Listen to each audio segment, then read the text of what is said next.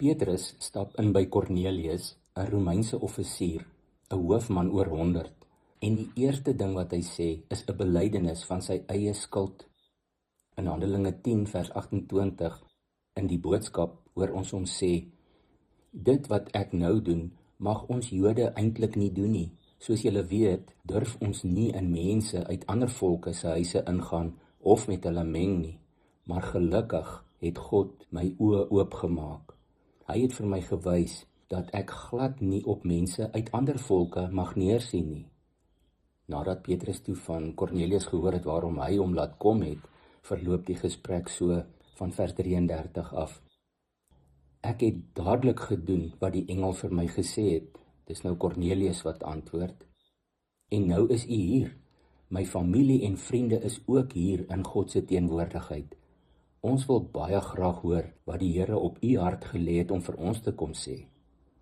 Dan antwoord Petrus: "Weet julle, ek sien nou dat God niemand voortrek nie. Hy het regtig nie wit broodjies nie. Hy aanvaar almal wat respek vir hom het en wat doen wat reg is, maak nie saak uit watter volk hulle kom nie. Ek het goeie nuus vir julle.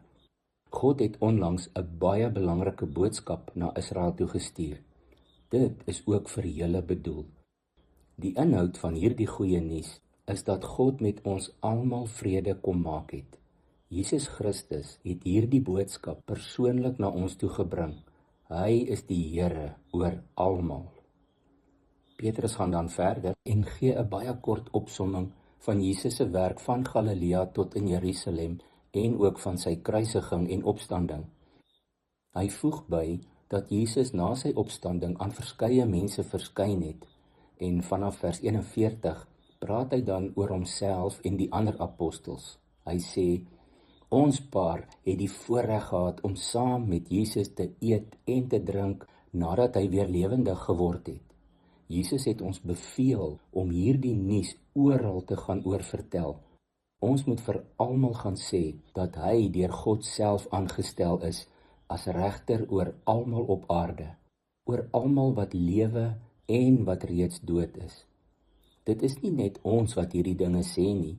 Die profete sê ook dat elkeen wat in hom glo, se sondes deur God weggevat word. Lukas skryf in Handelinge 10 van vers 44 dan: "Petrus was nog besig om te praat, toe kom die Heilige Gees oor almal wat na hom gesit en luister het. Die Joodse gelowiges wat saam met hom na Caesarea gekom het, was baie verbaas daaroor. Hulle kon nie glo dat God sy Heilige Gees oor mense uit ander volke laat kom nie." Maar jy sien, God wag nie vir die kerk se toestemming nie. Hy wag nie eers dat die preek klaar is nie. Die eenheid word nie deur die kerk gebou nie. Dit word deur God se dade aan mense geopenbaar.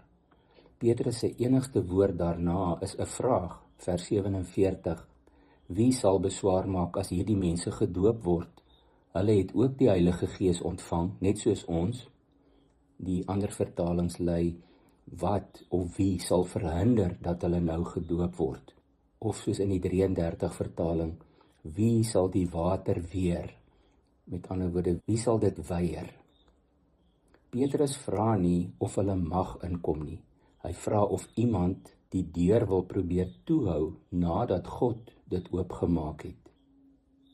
Ons moet ook baie versigtig wees om te dink ons kan besluit wie mag inkom en wie nie, terwyl God klaar besluit het. Kom ons bid saam. Here Jesus, baie dankie dat U na hierdie wêreld toe gekom het en met U lewe betaal het om vir U 'n nuwe volk, 'n nuwe familie bymekaar te maak, uit elke stam en volk en taal en nasie, want dit sluit ons nou in. Dankie dat ons kan weet ook ons deel in die voorreg, in die genade, om nie net in U koninkryk van die lig te mag wees nie, maar om ook deur U Heilige Gees vervul te mag wees. Help ons om ook eerder saam met U deure oop te gooi, mense in te nooi, as om te dink ons kan besluit wie welkom is en wie nie.